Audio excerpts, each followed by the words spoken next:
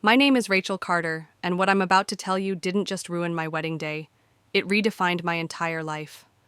Imagine stepping into a church filled with 200 guests, every pew, crammed with relatives, co-workers, and old friends who had traveled across the country to see me marry the man I thought was my forever.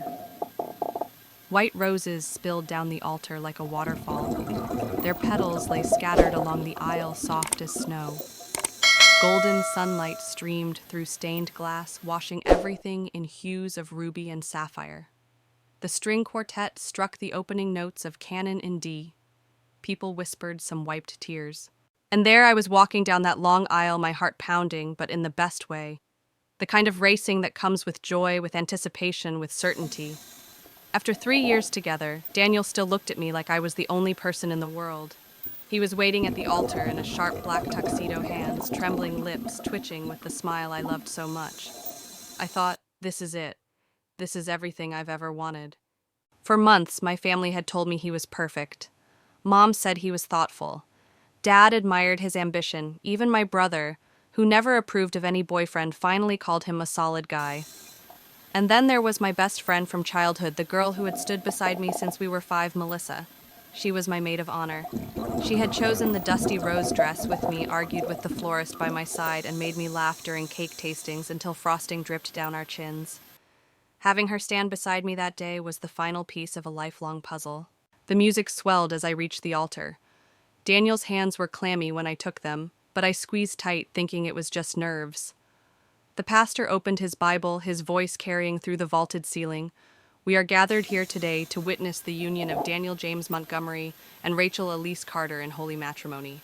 My chest fluttered. I looked into Daniel's eyes. He looked nervous, but happy.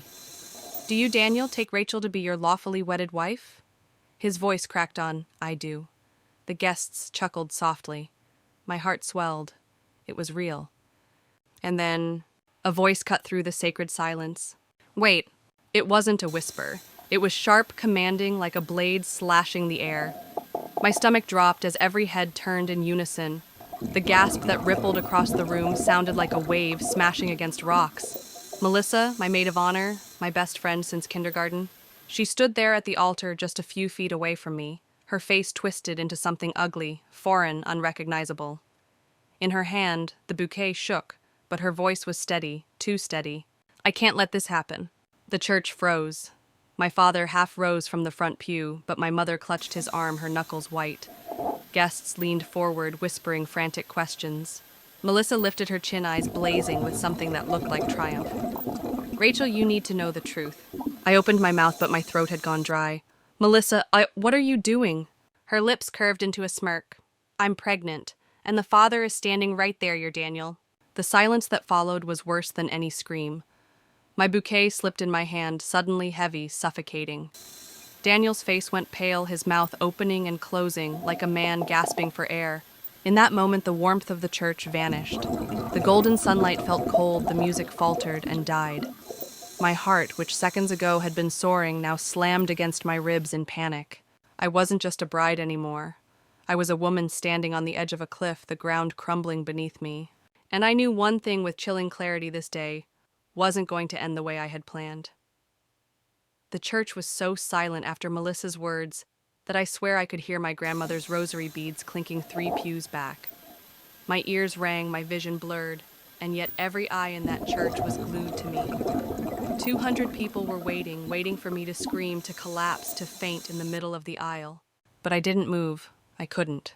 My whole body locked in place, trapped in the moment like a photograph. Melissa's voice sliced through again, louder this time. I said I'm pregnant with Daniel's baby.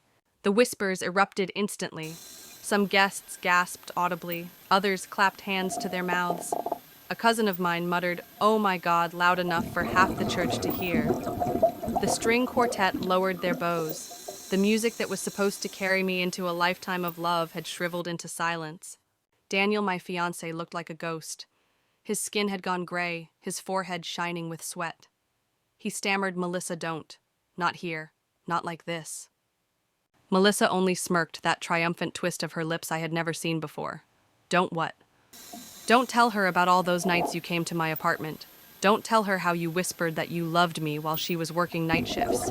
My brother Ethan shot to his feet, his face crimson, fists clenched, ready to charge the altar. My sister grabbed his arm, holding him back. The guests were no longer passive spectators, they were buzzing alive with the scandal unraveling before their eyes. And there I was standing in the center, the bride in white, the so-called consolation prize in the cruel story Melissa was weaving. Because that's exactly what she said next. Face it, Rachel, he settled for you because I wouldn't commit. But now that we're having a baby... She laid a hand dramatically over her flat stomach. Priorities change. Her words hit harder than any physical blow. I turned to Daniel, desperate for him to look me in the eye, to deny it, to fight for me. But he couldn't. His mouth opened and closed, and no words came out. The man I thought was my anchor suddenly looked like a stranger drowning in shallow water. And in that moment, when most brides would have crumbled, I smiled. Not a happy smile. Not the smile of a girl in love. No, it was a smile cold as steel, the kind a shark gives just before it strikes. "Oh, Melissa," I said, my voice carrying across the hushed church. "You poor delusional little girl." The whispers stilled. Every face turned back to me. Melissa blinked, her smirk faltering for the first time. I reached into my bouquet and pulled out something unexpected, my phone. With a swipe, I activated the Bluetooth connection to the very speakers wired for our reception music. The system hummed to life. "Ladies and gentlemen," I announced, my tone calm, almost amused. "Before we continue with this fascinating drama, I think you all deserve to hear something." Melissa's face drained of color. "What are you doing?" And then her own voice boomed through the speakers. "God, Daniel is such an idiot. He has no idea I've been sleeping with his brother and his best man. The pregnancy could be any of theirs, but Daniel makes the most money. So obviously, he's my best bet." The church gasped as one, heads whipped back and forth between Melissa, me, and Daniel. Melissa's smirk shattered. She stumbled, her lips trembling, eyes wide with terror. The recording kept going. Her laugh echoed through the sanctuary as she bragged about manipulating not one, not two, but 3 men. How she planned to milk Daniel for every dollar. How she thought I was pathetically naive. Melissa collapsed to her knees, her bridesmaid dress pooling around her like spilled wine. "Rachel, I can explain," she whispered, shaking. I tilted my head, my voice steady. "Oh, you'll have plenty of time to explain to the police, to the DNA lab, and to my lawyer." The congregation buzzed, some nodding in approval, others simply stunned at the audacity of it all. My father's eyes gleamed with fury, but my mother whispered, "Let her finish. She has this under control." And she was right. Because for the first time that day, maybe for the first time in months, I wasn't the betrayed bride. I was the one pulling the strings. And as Melissa knelt before me, her mask stripped away, I realized something crucial: I hadn't lost everything. I had just begun to take it back. Before I go further, let me ask you something. Where are you watching this from right now? Drop it in the comments. I love seeing how far these stories travel. And if this is your first time here, hit that subscribe button so you don't miss what comes next. Trust me, it only gets crazier. The sound of Melissa's confession still echoed off the stained glass walls when the recording clicked off. For a heartbeat, the entire sanctuary was silent again. 200 people staring. My grandmother's rosary beads clicking faster than ever. I should have felt humiliated. I should have wanted the ground to open and swallow me whole. But instead, I felt something sharper. Clarity. Melissa had just detonated a bomb in the middle of my wedding, and instead of destroying me, it revealed her. Daniel stood frozen at the altar, his eyes darting between me and Melissa like a cornered animal. His lips moved, but no words came out. He didn't even deny it. That was all the confirmation I needed. Melissa, though, wasn't finished. She climbed shakily back to her feet. Her cheeks flushed, her voice trembling, but still defiant.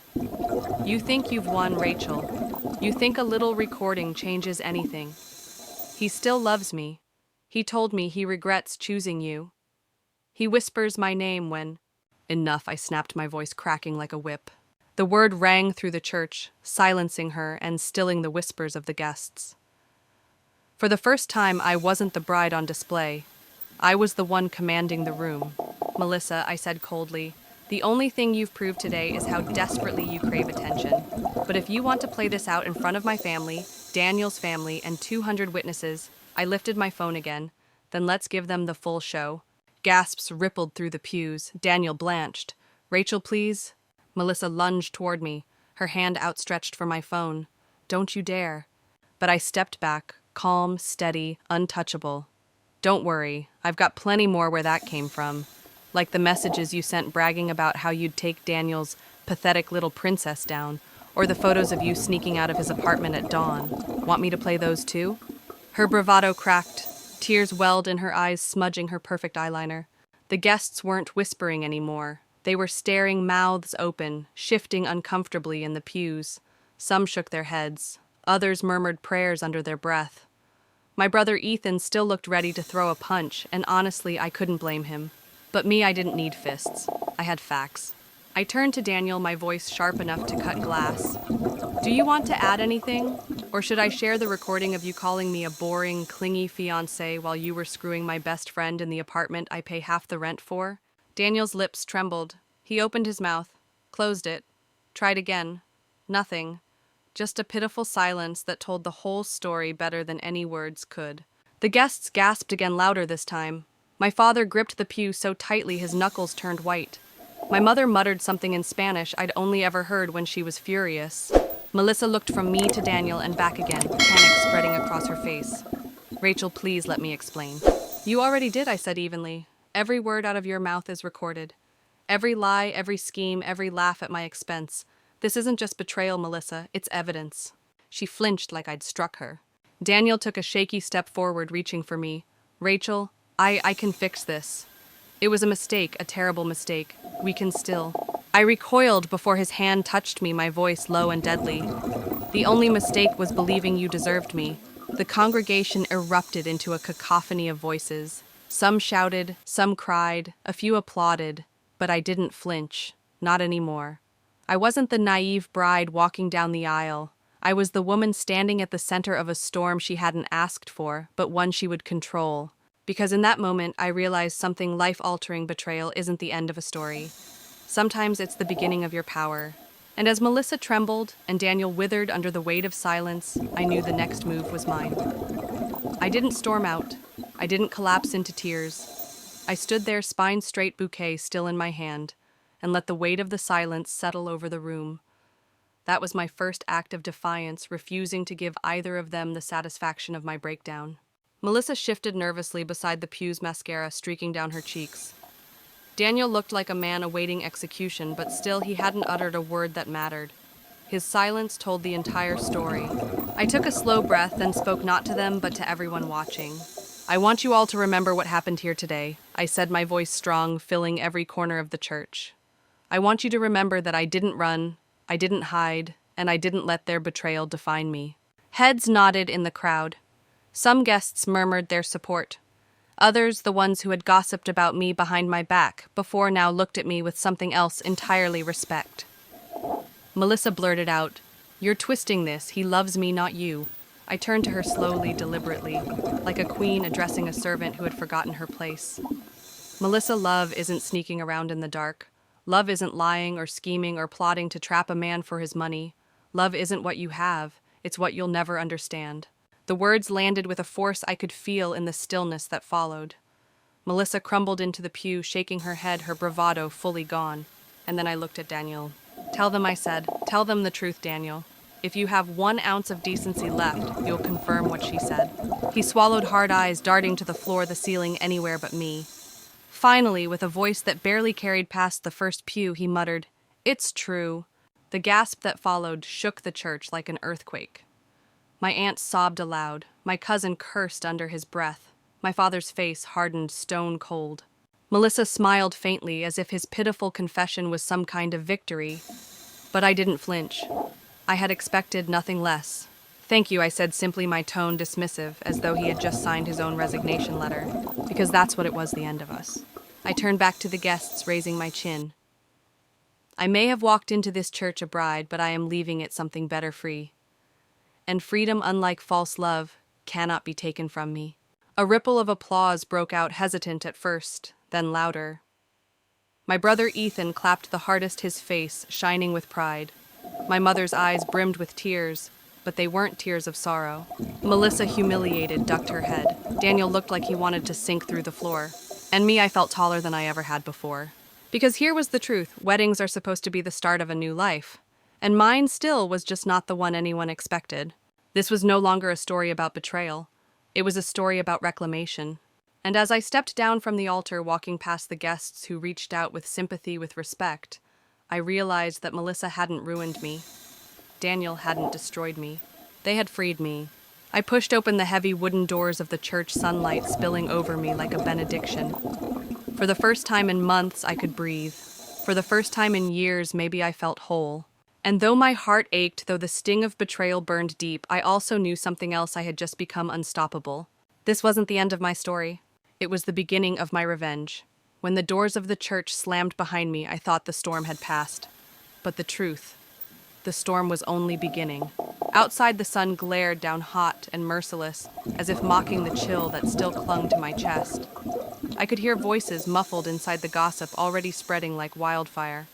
I wasn't naive. By nightfall, half the town would know the bride who called off her wedding at the altar, and the other half, they'd embellish it until I was the villain. But as I stood on those stone steps, the bouquet still clutched in my hand, I made a silent vow: if people were going to talk, then I would make sure they had the whole story to tell.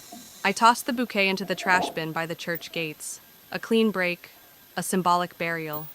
Then I walked to my car, the hem of my gown dragging in the dust, and I drove not away from the chaos, but toward clarity.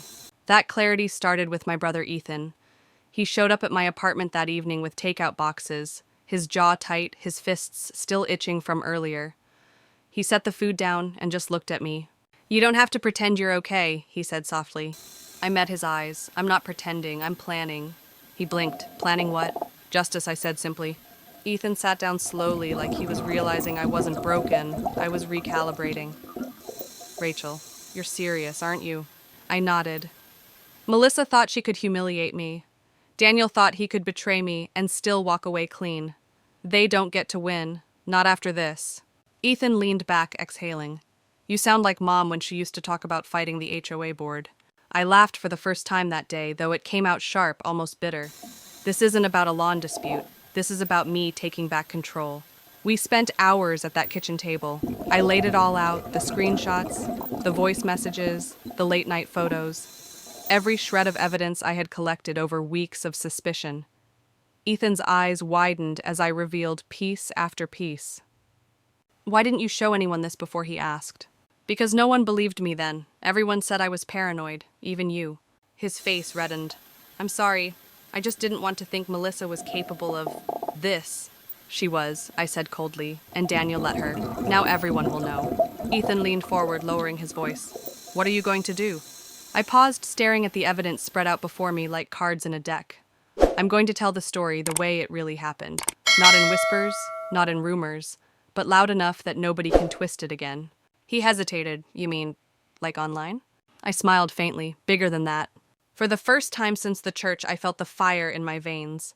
This wasn't just revenge, it was reclamation. I wasn't going to let Melissa and Daniel script my downfall. I would script their undoing. And here's where I'll pause to ask you, yes, you watching this, what would you do in my place? Would you keep it quiet, swallow the betrayal, and move on? Or would you stand up and let the world see the truth for itself? Tell me in the comments. I want to know if I'm crazy for choosing the second option. Because trust me, once I made that decision, there was no turning back. That night, I drafted a plan. The evidence wasn't just my shield, it was my weapon. And the people who thought they had written my ending, they were about to discover that I was only at the beginning of my story. I wasn't the broken bride anymore. I was the narrator, and from here on they would all play the roles I assigned them. Ethan thought I'd cool off overnight, that maybe I'd wake up, cry it out, and move on like most people did after heartbreak. But when he found me at the kitchen table the next morning, my laptop open, stacks of papers spread everywhere, he knew I hadn't budged an inch. "Rachel," he started, cautiously sipping his coffee. "Are you sure you want to go through with this? It could get messy." I looked up, my eyes sharp. "Messy is what they did to me, Ethan. I'm just cleaning it up." On my screen were emails, receipts, text threads. A digital trail Melissa and Daniel had been careless enough to leave behind. Each message, each timestamp painted a picture of betrayal too vivid to deny. But I wasn't interested in just exposing the affair. I wanted something more permanent. I wanted consequences. And that's where the idea struck me. See, Melissa had always bragged about her job at the real estate agency, about the commissions she raked in the deals she closed. But buried in those very messages was something darker proof she had been funneling clients away from the agency and into Daniel's consulting firm, a shell company he'd registered under his cousin's name. Together, they had skimmed off nearly $85,000 in less than a year. It wasn't just betrayal anymore, it was fraud. I printed the files and slid them across the table to Ethan. He scanned them, his eyes widening. Holy hell. Rachel, this isn't just revenge material. This is criminal. Exactly, I said, my voice steady. For the first time, Ethan didn't argue. He leaned back, nodding slowly. So what's the plan? You going to the police? Not yet, I said. The police will get involved when the time is right. First, I want Melissa and Daniel to feel the walls closing in. I want them to know it's me pulling the strings. Ethan's lips curled into the smallest of smiles. You're dangerous when you're like this. Good, I said. That afternoon, I created an anonymous email account. I sent Melissa a single message with one of the incriminating documents attached. No subject line, no body text, just the file. Within 20 minutes, my phone buzzed. It was her. Rachel, she shrieked through the speaker. What are you doing? You think you can blackmail me? I stayed silent for a long beat, letting her squirm. Then I said, calm as ice, Melissa. This isn't blackmail. It's a courtesy. A warning before the storm. She cursed, her voice breaking. You wouldn't dare. Wouldn't I? I cut her off. You took my fiancé, my future, my dignity in front of everyone I love. You thought that was the end of my story? But sweetheart, you've only written the prologue. The line went dead. I sat back in my chair, adrenaline coursing through me. For the first time, they were the ones afraid. Ethan looked at me across the table. What happens next? I smirked. Next, we see how loud Melissa screams when she realizes Daniel's been keeping more secrets than just me. And here's where I'll pause for you. Yeah, you watching this. If you found out your sibling had not only betrayed you but also committed fraud behind your back, what would you do? Would you burn it all down? Or would you let them self-destruct quietly? Drop your thoughts below. I want to hear how far you'd go. Or how. Because me, I wasn't just planning to burn it down. I was going to salt the earth afterward. That night, I drafted 2 more anonymous emails, one to Melissa's boss and another to a state regulatory board. Neither mentioned my name, but both included enough evidence to set alarms ringing. Melissa thought she humiliated me once, but she was about to learn humiliation has layers, and I was only getting started. The fallout came faster than even I expected. By the end of the week, Melissa's carefully curated world began to unravel. I didn't have to lift a finger beyond those 2 emails. The dominoes tipped themselves. First, her boss at the real estate agency summoned her into a private meeting. She strutted in heels, clicking, only to stumble out. 45 minutes later, her face pale, her phone glued to her ear. Ethan and I watched from across the street, sipping lattes as though we'd staged a stakeout. She looks like she's seen a ghost, Ethan muttered. She has, I replied, my eyes never leaving her, the ghost of her own decisions. But I wasn't finished. That night, I sent Daniel a different kind of message. Not evidence, not threats, just a photo of Melissa leaving her office in tears. No caption, no explanation, just silence. It was enough. He called me within the hour. His voice trembled, the bravado stripped away. Rachel, what do you want from me? I smiled, though he couldn't see it. Daniel, what I want is simple. I want you to remember me every time your phone rings, wondering if it's another secret unraveling. I want you to taste the fear you thought you fed me. He begged, tried bargaining, even promising money. But I cut him off. This isn't about money. This is about balance. And then I hung up. For the first time, they were both on defense. But here's the thing about exposing liars. Once the first crack appears, the whole facade caves in.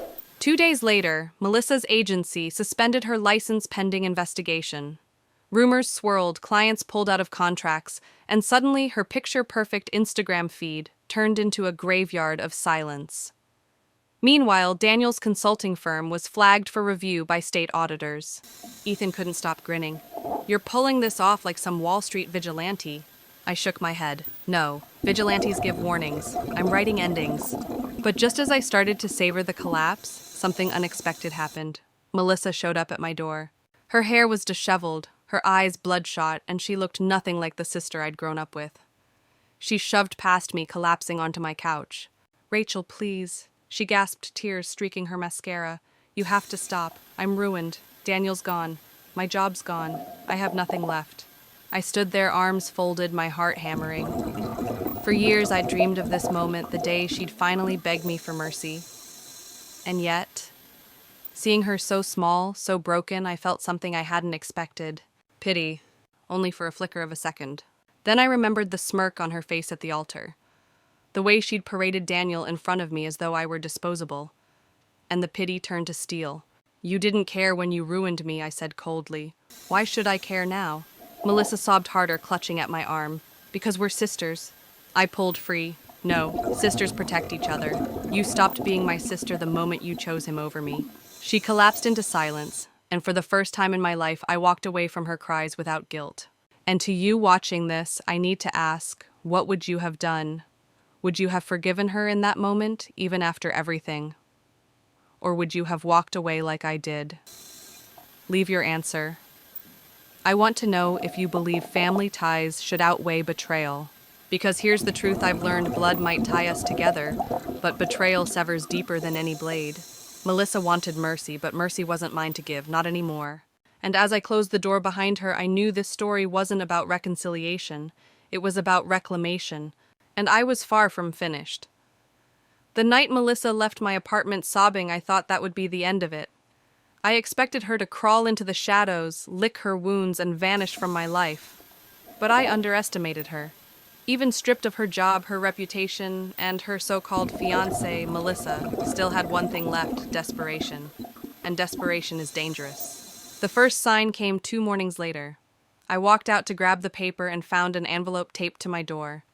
Inside was a single photograph, me taken from across the street as I left my building. No note, no signature. Just a reminder someone was watching. I brought it inside and dropped it on the table. Ethan frowned when he saw it. "She's trying to scare you," he said. "Or warn me," I murmured. Because something about the angle of the shot told me it wasn't Melissa holding the camera. Daniel had resurfaced. That same afternoon, I received a blocked call. Against my better judgment, I answered. "You think you've won, don't you?" Daniel's voice hissed. "Melissa may be finished, but I'm not. You want to play with fire, Rachel. You're going to burn." My pulse spiked, but I forced my tone steady. "Funny, Daniel. I thought you'd be too busy explaining yourself to the auditors to call me."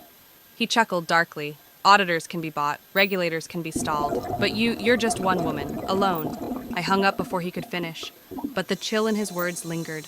That night, I triple-checked the locks and closed every curtain. Ethan stayed over, pacing the living room like a sentry. Neither of us slept much. By morning, I realized this had shifted beyond family drama. It was war. If Melissa had been the betrayal, Daniel was the predator circling ready to strike. And I couldn't afford to wait for him to make the first move. So I started digging deeper. I knew about the fake consulting firm, but what I didn't know was just how far Daniel's schemes had spread. With Ethan's help, I traced bank transfers and property records, each breadcrumb leading to something bigger. By the end of the week, we'd uncovered over $250,000 funneled through 3 different shell companies. Fraud wasn't his side hustle, it was his empire. And suddenly my revenge wasn't just personal anymore, it was justice. But here's where the story takes a sharp turn. While Ethan and I pieced together the puzzle, Melissa reappeared. Not at my door this time, at Ethan's office. She waited for him in the parking lot, mascara smeared, clutching a folder. "She gave me this," Ethan said later, dropping the folder on my counter. Inside were more documents, bank statements, contracts, all with Daniel's name scattered across them. "She's cooperating?" I asked, suspicious. "Looks like it. She said Daniel turned on her after your email, left her drowning in debt, and now she wants payback." I didn't trust her, not fully, but the evidence was too good to ignore. Together with what we'd already gathered, it painted a picture so damning, so airtight, that even Daniel's bravado couldn't escape it. For the first time in weeks, I felt the tide shifting entirely in my favor. And this is where I'll ask you, because I know you're listening closely, if someone who betrayed you suddenly offered an olive branch, would you take it, or would you slam the door, no matter how much it cost you? Tell me in the comments, because I had to decide right then whether Melissa was my unexpected ally or just another snake in the grass. I stared at the folder long after Ethan went to bed. The documents glowed under the lamp like a loaded weapon. One thing was clear: the game wasn't ending. It was only getting more dangerous. And if Daniel thought I'd stop now, he hadn't learned who I'd become. If there's one thing I've learned, it's that truth is the sharpest weapon. But wielding it is dangerous, because once it's out, you can't control who bleeds. With Melissa's folder in hand, Ethan and I worked late into the night, piecing together the final strands of Daniel's empire. Offshore accounts, falsified property deeds, even a trail of money that linked him to people I knew he'd never want exposed. It was enough to ruin him forever. But that wasn't the hardest part. The hardest part was staring at Melissa across the table as we worked. She looked like a ghost of the sister I once knew, hair unkempt, shoulders, hunched, her hands trembling whenever she signed another affidavit. She wasn't the smug bride who'd stolen my fiancé. She was a shattered accomplice who finally realized the cost of betrayal. "Why are you really helping me?" I asked her at one point, unable to keep the suspicion from my voice. She looked up, eyes red, "Because I thought Daniel loved me. But the second your emails hit, he turned me into a liability. He drained my accounts, left me with nothing.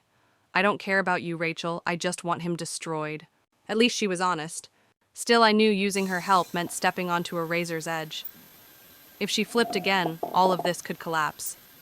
But if I didn't, Daniel might slip through my fingers. That night I drafted a report for the authorities, every bank transfer, every fraudulent deed, every shell company. I had the truth locked and loaded. But then came the choice that kept me awake till dawn. Should I hand it all over immediately, or use it first to corner Daniel into exposing himself further? I thought about the people he'd conned, the lives he'd wrecked for profit. He deserved public humiliation, not just prison bars. And here's where I want to pause for a moment to speak directly to you watching this. If you had the evidence to crush someone who betrayed you, would you go straight for the legal kill shot? Or would you twist the knife, make sure they felt every ounce of the pain they inflicted? Comment what you'd do, because in this moment, I had to decide how far I was willing to go. By sunrise, I'd made up my mind. I wasn't just going to end Daniel. I was going to make him end himself. The plan was simple in design, brutal in execution. Melissa would meet him one last time, pretending she wanted reconciliation. Ethan and I would be nearby, recording everything. She'd confront him with the evidence, and if he tried to bluff or threaten, it would all be captured. A confession caught on tape. Melissa agreed, maybe too eagerly. "If he thinks I'm crawling back, he'll come. He won't be able to resist." The meeting was set in a downtown cafe, crowded enough to be safe, but quiet enough for microphones to pick up every word. The day arrived, and I watched from across the street as Melissa slid into a booth, her face pale but resolute. Moments later, Daniel walked in, still wearing that arrogant grin that made my stomach twist. He leaned down to kiss her cheek, but she recoiled. Then she slid a folder across the table, the duplicate set of documents Ethan and I had prepared. I couldn't hear the words, but I could see Daniel's posture stiffen. He flipped through the pages, his grin faltering, his hand curling into a fist. Melissa leaned forward, her lips moving quickly, her eyes sharp. And then he said something that made her glance straight at the hidden microphone clipped to her sleeve. Ethan's eyes widened beside me as the recorder buzzed. We had him.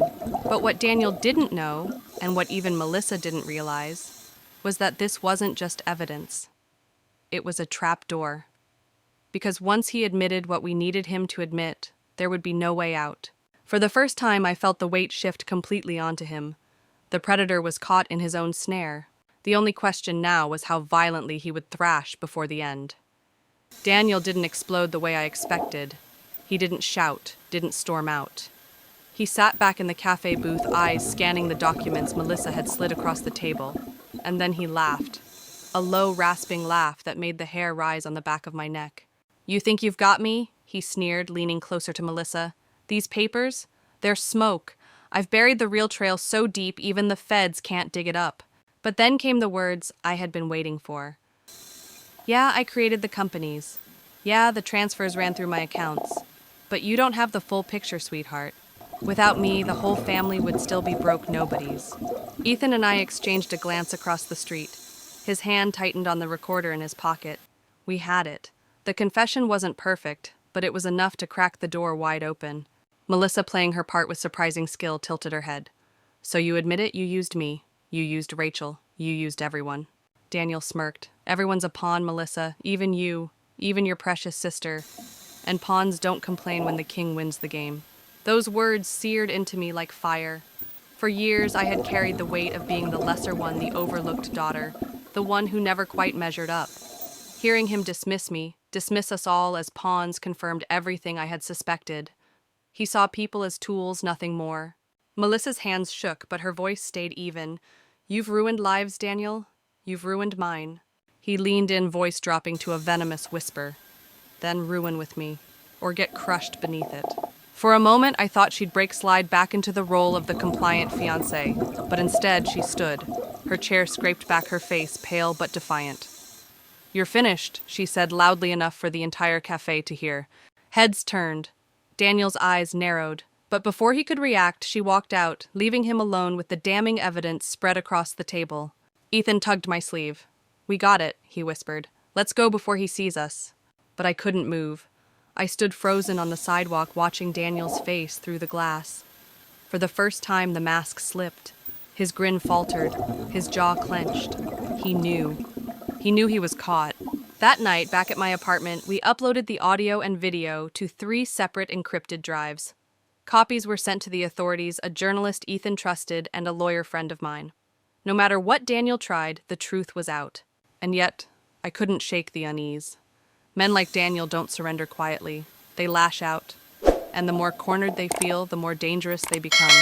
So I kept my phone nearby, every vibration setting my nerves on edge. I checked the locks twice, 3 times. I even considered leaving town until the dust settled. Because here's what I want to ask you, the ones watching this now. Have you ever stood at the edge of victory, but felt more fear than relief? That sense that the battle you fought so hard to win is about to erupt into something even bigger, something you might not walk away from. Drop your thoughts in the comments, because in this moment, I wasn't celebrating. I was bracing. Melissa, for once, seemed steadier than I was. He's not going to sleep tonight, she told me. He's going to make mistakes. And when he does, that's when we finish this. Her words stayed with me. Maybe she was right.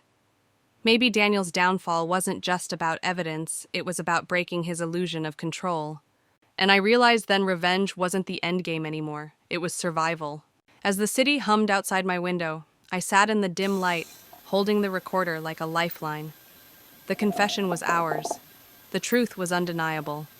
But the war with Daniel, that was just about to reach its most violent chapter.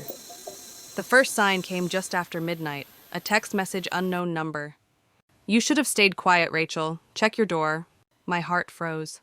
I grabbed the baseball bat I kept under the bed and crept to the door. Through the peephole, nothing, just the empty hallway washed in the pale glow of the overhead light. But when I opened it, an envelope lay on the floor. Inside were photographs. Me leaving the cafe. Ethan standing beside me. Melissa walking away from Daniel. Grainy but unmistakable. He had eyes everywhere. Ethan arrived minutes later, his face tight. He's testing you, trying to make you panic. I wanted to believe him, but the knot in my stomach told me otherwise. Daniel wasn't bluffing. He was setting the stage for his counterattack. Melissa called the next morning, her voice trembling.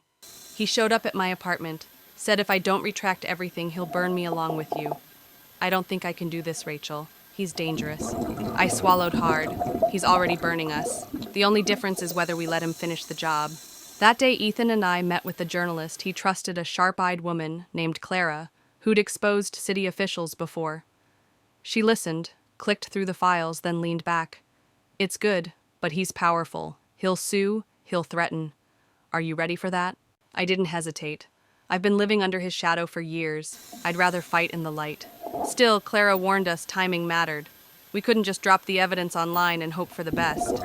We needed airtight corroboration, people willing to testify, and a way to keep Daniel from silencing us before it all went live. That's when Ethan suggested something reckless. We bait him, force him into a mistake that proves intent, something even his lawyers can't spin. Melissa, listening in, let out a shaky laugh. That won't be hard. His ego's a grenade with the pin half pulled. The plan was simple but dangerous. Melissa would dangle a fake offer. She'd tell Daniel she had more documents, real ones he didn't know existed, and wanted money in exchange for silence. If he tried to bribe her, it would be irrefutable proof of corruption. I hated the idea. It put her right back in his line of fire. But Melissa insisted. I need to do this, Rachel. For me. For once, I don't want to be his pawn. So we set it in motion. Melissa called him, voice quivering, just enough to sound believable. She told him she had the files. He took the bait instantly. Name the place, he said. The meet was arranged in a hotel suite downtown. Ethan rigged the room with hidden cameras while I waited in the adjacent hallway, my heart pounding. When Daniel arrived, he looked every bit the Predator-tailored suit, icy smile. He set a briefcase on the table. 50 grand, he said smoothly. You hand over the documents and this all disappears. Melissa slid the fake folder across. And if I don't, she asked, her voice steady for once. He leaned in, eyes glittering. Then you'll disappear. The words were caught perfectly on camera. Cold, clear, irrefutable. From the hallway, I nearly burst in, but Ethan's hand on my shoulder held me back. We have it, he whispered. Don't blow it. When Daniel left, Melissa collapsed into tears, clutching the empty briefcase like it was proof of her own survival. We had him cornered now. The confession at the cafe, the bribery attempt, the threats, all on record. But as I looked at the footage later that night, a chill ran through me. Because men like Daniel don't fall quietly. They thrash, claw, and drag others down with them. And the storm he was about to unleash, I could already hear it gathering on the horizon. When the footage was finally secured, I thought relief would wash over me. Instead, dread crept in sharp and suffocating. Ethan copied the files onto 3 drives, handing one to me, one to Clara the journalist, and locking the last one in a safe. Even if he burns us, Ethan said, the truth survives. But Daniel wasn't retreating, he was escalating. The first blow came with silence. My bank accounts froze overnight. Every card declined, every online transfer blocked. I hadn't realized until then how many threads of my life were still tangled in his grasp. Melissa's phone lit up with relentless calls. Anonymous numbers, messages dripping with venom. Traitor. You'll regret it. No one betrays me and walks away. One morning, Ethan's car was keyed so deeply the paint curled, and taped to the windshield was a note scrawled in block letters. Stop, or next time, it's blood. I'd always imagined victory would feel clean, triumphant. Instead, it felt like drowning. The more evidence we secured, the harder Daniel clawed back. That night, Melissa showed up at my apartment shaking. She dropped onto the couch, burying her face in her hands. He told me, she whispered, that if I don't go on camera and call it all a lie, he'll drag our parents into it. He said he has dirt on them too. Rachel, I don't think I can do this anymore. Her words stung. For years, I had resented Melissa for standing by him. Now, seeing her breaking apart, I realized she was caught in a prison just as real as mine, just dressed in velvet. I sat beside her, pressing the drive into her hand. Listen, we're not the ones chained here. He is. Every move he makes ties the rope tighter around his own neck. He wants you to think he's invincible. But you've already torn his mask off. She shook her head, tears streaking her cheeks. What if I ruin everything? What if I ruin you? You won't, I said firmly, because you're not alone. Not anymore. Ethan joined us, placing mugs of coffee on the table. Daniel's playing fear, he said, but fear only works if you keep it hidden. Let's drag it into the light. Let's make people see him for what he is before he decides who gets crushed next. That's when Clara called. I'm publishing, she said. Not everything, not yet. Just the bribery clip. Enough to make him squirm, but not enough for him to predict our next move. The story went live the next morning. A powerful businessman caught offering hush money. His photo smug in his expensive suit plastered across the headlines. Daniel's response was immediate and vicious. Lawsuits. Press releases calling it slander. TV interviews where he played the victim, claiming jealous exes were fabricating lies to destroy him. But the cracks were showing. Board members from his company started to distance themselves. Investors pulled out. And in the whirlwind of his unraveling, something shifted inside Melissa. She looked at me, eyes clear for the first time in years. He's scared, she said. I've never seen him scared before. I nodded, though the truth gnawed at me. Fear made him dangerous, unpredictable. He wouldn't just watch his empire crumble, he'd torch everything around him first. That night I barely slept. Every sound outside my window set me on edge. Every flicker of shadow looked like the beginning of Daniel's final strike. And I can't help but ask you, the ones listening to me now. What would you do if you knew the person who controlled your family? Your future was unraveling right in front of you. Would you push harder, or would you run? Tell me in the comments. I want to know if you'd fight like I did, or if you'd take the first ticket out of town. Because deep down, I knew I had already chosen. I wasn't running, not anymore. And when Daniel struck back, which I knew he would, I had to be ready to face him head on. The headlines hit like thunder. For the first time in years, Daniel was forced into a corner where he couldn't buy, bully, or charm his way out. But a cornered man doesn't surrender, he bares his teeth. 2 nights after Clara's article went viral, I came home to find my apartment door cracked open. My blood turned to ice. I pushed inside, bat clenched, every sense on fire. The place was ransacked, drawers, overturned photo frames, shattered, even my laptop ripped apart on the floor. But it wasn't theft. Nothing valuable was missing. It was a message. Pinned to my refrigerator with a kitchen knife was a single sheet of paper. You've made your choice, Rachel. Now you'll live with it. Melissa arrived minutes later, panicked after receiving her own gift, a funeral wreath left on her doorstep. She collapsed against me, sobbing. "He's not going down alone," she cried. "He'll drag us with him." I held her shoulders, forcing her to meet my eyes. "Not if we stay ahead. He's unraveling. Every threat he makes proves how desperate he is." Still, I could see the terror carved into her face. And I knew Daniel's empire wasn't just collapsing. He was preparing his last act, and it would be violent. Ethan, ever the strategist, laid out the only path forward. We can't just defend anymore. We need the kill shot, the piece of evidence that makes it impossible for anyone to shield him. Otherwise, he'll keep swinging until someone doesn't get up. Melissa whispered something I'll never forget. "There is one thing, but it means burning everything I've tried to protect." She revealed that Daniel's most damning secret wasn't just fraud or bribery. It was his use of shell companies tied to organized crime. She had stumbled across documents years ago, but buried them, terrified of what they meant. If exposed, they wouldn't just end Daniel, they'd dismantle every ally who ever protected him. The risk was monumental. It wasn't just Daniel who would come for us. It was everyone tied to his money. But Ethan pressed her. "If you're serious about breaking free, this is it. This is the nail in the coffin." Melissa trembled. "Once this is out, there's no turning back. He'll know it was me." I took her hand. "He already knows. But this time it won't just be you against him. It'll be the world." We arranged to meet Clara again, but before we could leave, my phone buzzed with a blocked call. Against my better judgment, I answered. Daniel's voice slithered through the line. Calm, too calm. "Rachel, you think you're winning. You're a child playing with fire. Melissa was always weak, but you..." He paused, letting the silence cut. "You'll burn first. And when you do, everyone watching will thank me for striking the match." The line went dead. I stood frozen, but Ethan's voice broke through. "He's bluffing." Was he, or was it the promise of a man who had nothing left to lose? That night, as we prepared the documents Melissa had hidden for years, the weight of our gamble pressed down like never before. We were standing on the edge of a storm we might not survive. And yet in that moment, something inside me hardened. I realized this wasn't just about revenge anymore. It wasn't even about freedom. It was about drawing a line so deep in the earth that men like Daniel could never cross it again. Melissa looked at me with tears drying on her cheeks. "Do you really think people will listen?" I answered without hesitation. "Not only will they listen, they'll finally see him for what he is." But even as the words left my mouth, I couldn't shake the fear that Daniel's final strike was already in motion. And maybe, just maybe, his deadliest weapon wasn't violence at all. It was the story he would try to tell before we could tell ours. What would you do if your enemy still had the microphone even as his empire crumbled?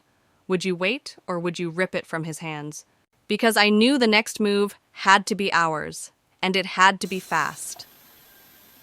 By the time the sun rose the next morning, the city was already buzzing. Headlines hinted at a shadow war, a tale of betrayal and deceit no one could ignore. Daniel had called in favors trying to scrub his reputation, but the digital footprints we had left were indelible. Every email, every recorded conversation, every photograph now formed a chain too strong for even him to break. Melissa sat across from me at my kitchen table, pale but resolute. "This is it, Rachel. This is the moment. We release the documents and it's over. But you have to know he won't go quietly." I nodded, taking a deep breath. "I know, but it's time." We prepared the files, carefully encrypting everything in multiple locations, and sent them to Clara. She called almost immediately. "It's live. National coverage. They're picking it up. It's going viral." Even as I listened to the reporters' voices over the phone detailing the fraud, the shell companies, and Daniel's connections to criminal networks, my stomach twisted. This was more than just exposing someone who had broken my heart. This was dismantling a system he had built over years. Innocent people could get caught in the crossfire, but inaction wasn't an option. Within hours, Daniel's phone started blowing up. Calls from lawyers, from business partners, from people he had tried to control. One after another, they demanded answers. They threatened to cut ties. His empire began crumbling around him faster than I had anticipated. But Daniel wasn't defeated yet. He went on live broadcasts trying to spin the story, claiming Melissa had coerced him, that I had orchestrated a smear campaign. But the evidence spoke louder than his lies. Video clips of his own admissions emails with timestamps, bank records all irrefutable. Even his closest allies began to question their loyalty. Melissa looked at me, her voice trembling but firm. I never thought I'd say this, Rachel, but you did it. You actually did it. You survived him, and now he's cornered. I allowed myself a small smile. We did it. Not just me, not just you. Ethan, Clara, everyone who helped, it's a victory for all of us. Still, the adrenaline didn't leave my system. I knew Daniel's pride wouldn't let him collapse quietly. He would strike in the court of public opinion if he couldn't strike physically. So I braced for the inevitable counterattack. And then the messages began. Thousands of social media notifications, strangers sending encouragement, gratitude, and disbelief. People who had been victims of manipulative partners reached out. Some told me they were inspired to confront their own betrayals. The impact of our actions rippled far beyond just Daniel, Melissa, and me. Melissa leaned back, exhausted, her voice soft. Do you think he'll ever recover? I shook my head. No, not from this. Not the way it matters. People like him, they can rebuild their money, but not their credibility. Not their reputation. Not the fear and respect they lost in one single week. And there it was, the moment I realized that my revenge had become bigger than me. It wasn't just personal. It was a lesson to anyone who thought manipulation and deceit would go unpunished. For the first time in weeks, I allowed myself to breathe, to think about the future, to imagine a life no longer dictated by fear or by a man who had tried to control everything. A life where I could plan my next steps without looking over my shoulder. Even as the chaos of Daniel's downfall continued to unfold on news feeds and social media, I felt a sense of calm. I had faced betrayal, deception, and danger, and I had emerged not just unbroken, but stronger, smarter, and more self-assured. And as I watched the sun rise, the world illuminated in a golden haze, I knew that no matter what Daniel did next, the power to define my life was mine and mine alone. By now, Daniel's world had crumbled entirely. His empire of deceit built over years was dismantled in a matter of days, yet I knew better than to assume it was over. Men like him don't disappear quietly, they lash out desperate to reclaim control. The final act was approaching, and it had to be precise, calculated, and undeniable. I woke that morning with a plan that had been forming in my mind for weeks.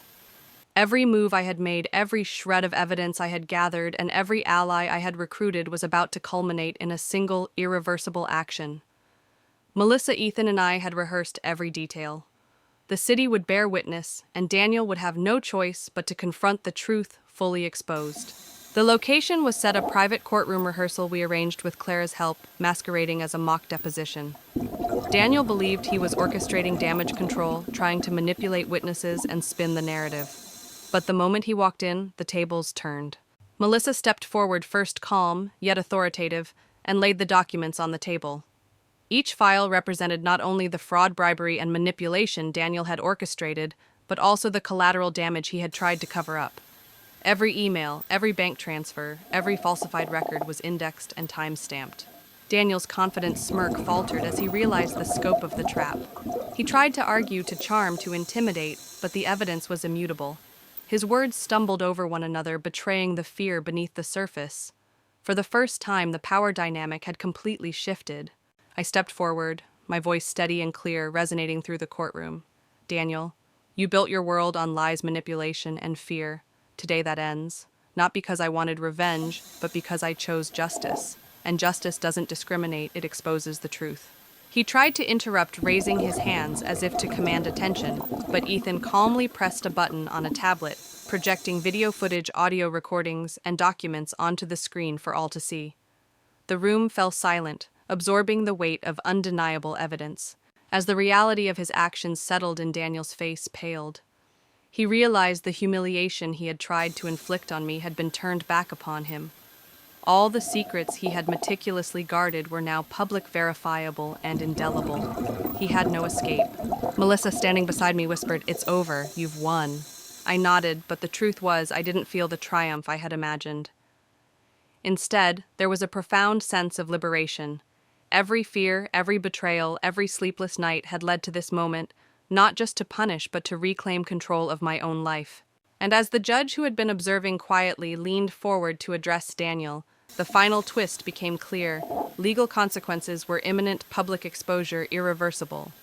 There was no hiding, no manipulation, no lies left to tell. Daniel's empire, built on greed and deceit, had collapsed entirely, leaving him exposed to the world he had tried to dominate. I took a deep breath and glanced around the room. Ethan, Melissa, and Clara exchanged smiles, acknowledging the culmination of months of meticulous planning and courage. I realized something fundamental: power, true power, isn't about control over others. It's control over oneself, the ability to act decisively, ethically, and courageously, even when fear threatens to paralyze you. And now I could finally plan the life I had envisioned for myself, not dictated by betrayal or fear, but by freedom, ambition, and self-determination. I had survived, but more than that, I had reclaimed my narrative. The woman who walked into that courtroom that morning was not the same woman who had once been naive, trusting, or complicit in her own manipulation. She was unshakable, fully aware of her worth, and unwilling to settle for less than justice and integrity. Before leaving the courtroom, I turned to Melissa and Ethan. "This is just the beginning," I said, my voice soft but resolute. "Not of revenge, but of life. We make our own rules now. We define our own futures." And as we walked out, leaving Daniel to face the consequences of his actions, the sunlight poured through the courthouse windows like a signal. The world outside was wide open, unclaimed, and ours to shape. For you watching, here's the lesson: your power lies in awareness, preparation, and courage. Betrayal may strike like a sudden storm, but with clarity and determination, you can not only survive it, you can rise stronger, smarter, and ready to reclaim your world. If you've ever faced deception, betrayal, or manipulation, take a moment now to reflect and share in the comments. How would you reclaim your power if you were in my shoes? And if you want to see stories of courage and resilience unfold, make sure to subscribe, because the next tale might just inspire you to take charge of your life too. As I stepped out into the crisp afternoon air, the weight that had been pressing down on me for months began to lift. The betrayal, the lies, the sleepless nights, they were still behind me, but they no longer defined me. I had faced the storm, exposed the truth, and reclaimed the life that was rightfully mine. For the first time, I felt a sense of calm that wasn't born of relief alone, but of empowerment. Melissa, now finally free from Daniel's manipulations, walked beside me. Though our relationship had been fractured by the chaos, we shared a moment of quiet understanding. The bonds of friendship strained by betrayal could now begin to heal on honest terms. Ethan, always my anchor, stayed close, a reassuring presence as we navigated the aftermath together. I thought about the future, the freedom to make choices without fear, to chase dreams that had been deferred, and to trust in myself again. I would travel, explore new horizons, and embrace opportunities that I had once pushed aside. Most importantly, I would build a life grounded in integrity and courage, a life that belonged entirely to me. And even as the world around me buzzed with the story of Daniel's downfall, I realized that the greatest victory wasn't in his humiliation, but in my reclaiming of my own narrative. Standing in the sunlight, I felt a profound sense of clarity, happiness, and fulfillment come not from seeking revenge or retribution alone, but from owning your power, knowing your worth, and refusing to settle for less than you deserve. To anyone watching this, know that no matter how deep the betrayal, no matter how powerful those who try to control you seem, the strength to rise above always exists within you. The key is to act decisively, to protect your truth, and to honor yourself above all else. As I walked away from the courthouse that day, the city's hum beneath my feet felt different, lighter, brighter, full of possibility. This was more than freedom. It was the beginning of a life lived on my terms, a life defined not by others' choices, but by my courage, resilience, and self-determination. And in that quiet, empowering moment, I smiled, knowing that the woman I had become was unshakable, ready to face the world, and prepared to embrace every possibility that lay ahead.